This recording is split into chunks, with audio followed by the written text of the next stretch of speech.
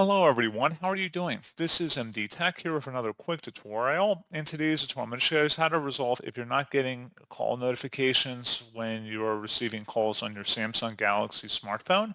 So this should hopefully be a pretty straightforward process here, guys. And without further ado, let's go ahead and jump right into it.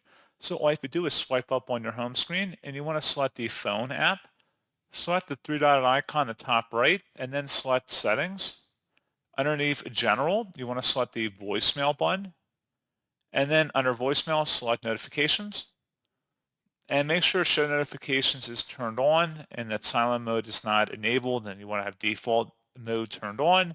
Vibration, you may want to enable that as well, and if you go underneath sound, you can go configure additional settings through there, and that's pretty much it.